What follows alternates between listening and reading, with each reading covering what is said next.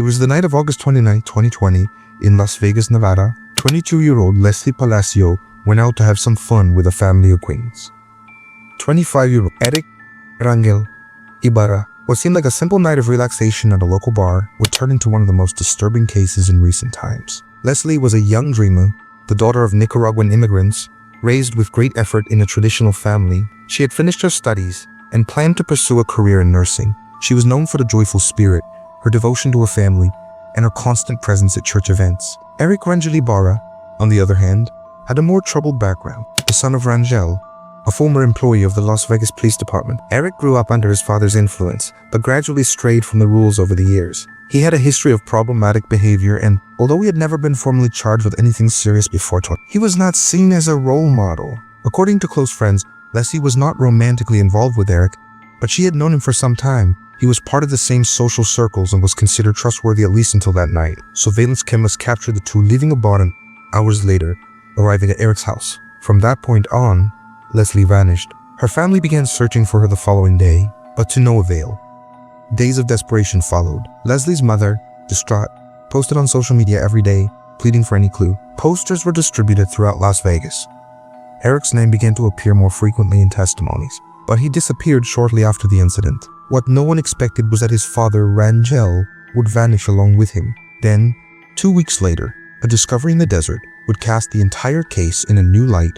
On September 10, 2020, authorities located a remote area near the Valley of Fire, a desert region about 50 miles from Las Vegas.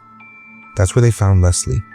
The discovery shook the entire city. The young woman who had vanished after what seemed like a simple night out had now become the center of a sensitive investigation. Police quickly turned their attention to the last person seen with her, Erick Rangel-Ibarra. There was just one problem. He was nowhere to be found. As investigators combed through surveillance footage near the Rangel family home, they uncovered shocking images. Around 6 a.m. on August 30th, Erick and his father were caught on camera together, pushing what appeared to be a body wrapped in something toward a white pickup truck parked in the driveway. The two moved quickly and silently. There were no screams, no signs of hesitation. For investigators, this was the first visual confirmation that this wasn't just a missing person case. Rangel was located a few days later. When confronted with the footage, he couldn't deny what was shown. In a brief and restrained confession, he admitted to helping his son remove Leslie from the house after an incident he claimed not to understand. He said Erick panicked, and as a father, he tried to protect him, was arrested and charged with obstruction and evidence tampering. Erick, on the other hand, seemed to have vanished into thin air. There were no flight records or banking activity, but rumors suggested he had crossed the border into Mexico. An international search was launched. Meanwhile, Leslie's family sought justice, as they struggled with a loss that was becoming increasingly difficult to process. If you're shocked by what's happened so far, leave a comment with justice for Leslie and don't forget to like, so this story can reach more people. The arrest of Rangel in September 2020 brought a new weight to the case. He was tried for interfering in an investigation and withholding information, and was ultimately sentenced to 2 years in prison. However, he served only about 9 months before being released in 2021. This decision sparked public outrage. The community questioned how someone directly involved in attempting to cover up such a serious crime could be released so quickly. But the greatest indignation came from the fact that Erick Rangel-Ibarra was still missing, with no solid leads on his whereabouts. The Palacio family, especially Leslie, ceased to become a vocal force on social media and in the local press. They organized marches, vigils, and even petitions, demanding more action from authorities to find Erick. In the midst of this, new information surfaced. A distant relative of the Rangel family, living in Aguascalientes, Mexico, claimed to have seen Erick under suspicious circumstances. According to him, Erick seemed to be living in hiding, avoiding the use of identification and staying out of sight. That was enough for the FBI to involve Mexican authorities in the search. For months, quiet investigations were carried out on Mexican soil. No arrests were made, but Erick Rangel-Ibarra's name was added to the international wanted list with an open warrant. All of Las Vegas knew who he was, and his face was regularly shown in the news. Meanwhile, childhood friends of Erick began getting interviews. Some said they were in shock. Others claimed he had always been a quiet, hard-to-read person. He was never violent, said a former classmate, but there was one thing all the accounts had in common. They spoke of the strong bond between Erick and his father, a bond that, according to many, was defined by silence, strictness, and unconditional loyalty. Almost 4 years after Leslie's disappearance, In June, the news everyone had been waiting for finally arrived.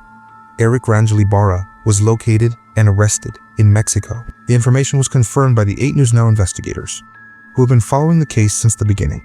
It's still unclear exactly when he was captured, but sources close to the investigation say that cooperation between the US and Mexico was crucial to the outcome. Erick, now nearly 24 years old, has been held in custody on Mexican soil. US authorities are working to finalize the legal procedures for extradition, but have not disclosed when it will be transferred to Las Vegas. This arrest marks a significant breakthrough in the case, but many questions remain. What exactly was Erick's role that morning? What led to Leslie's death? And why did he run? The news of Erick's arrest was met with emotion and relief by the Palacio family. To them, justice has finally begun, even though they know the journey is far from over. Erick's trial may shed light on the events of that night, provide answers, and perhaps bring a measure of peace to those who loved Leslie. Wendy Palacio told the press that they hoped Erick will face legal consequences and that Leslie's memory will be honored through the truth. Leslie's mother, still shaken, has chosen not to speak publicly, but remains strong alongside the family as they await the Meanwhile, the Las Vegas District Attorney's Office continues to build its case, based on images, witness statements, and documents that point to Erick's direct involvement in hiding the body and possibly in Leslie's death. The Leslie Palacio case remains ongoing, but the return of Erick Rangel-Ibarra to the United States marks the beginning of a new chapter. He will face charges related to her death and the concealment of her body, and could face even more serious accusations as the investigation progresses. The prosecution's challenge will be to prove without a determined cause of death that there was enough intent or negligence to convict him. The defense, in turn, is likely to focus precisely on that gap in the official report. Leslie's story exposes failures in the system, but also highlights the strength of a family that never stayed silent. For many, justice will only be served when Erick is tried and convicted, but for her parents, complete justice will never exist.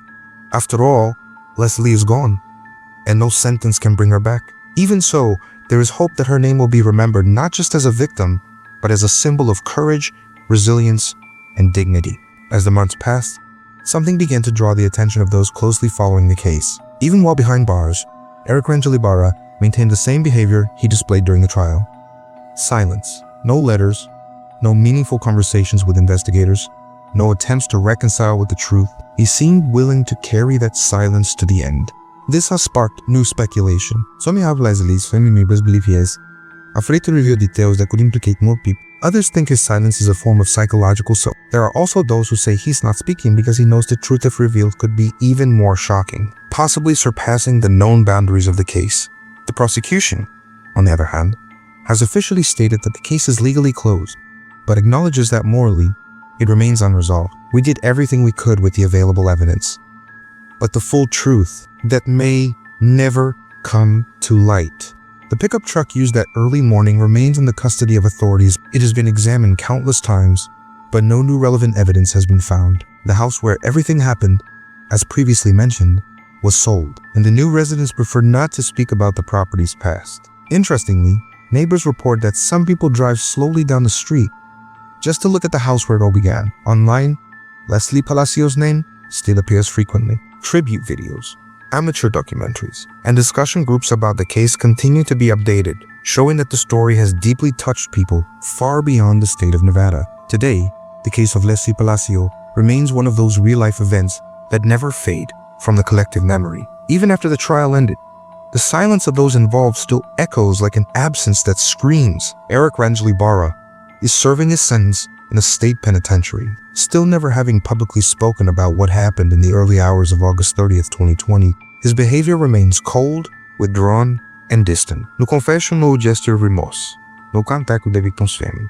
Jose Rangel, on the other hand, disappeared from public life after serving only 9 months of his 2-year sentence. He was never seen again, nor sought out by journalists. The last known image of him is his discreet exit from prison. Since then, he has stayed away from any public appearances. The question of how much he really knew or did still lingers in the air, like a fog that refuses to lift. The Palacio family is trying to move forward. It's still difficult. Leslie is gone, and the feeling that things could have turned out differently never fades. Even so, they have turned their pain into purpose. Through social movements, events, and community initiatives, they keep the young woman's memory alive and fight to ensure other families Dante go through the same tragedy. in schools and universities throughout the region. Leslie's story is shared as a warning not only about safety, but also about trust, silence, and the importance of paying attention to even the most subtle signs. Finally, the big question remains unanswered.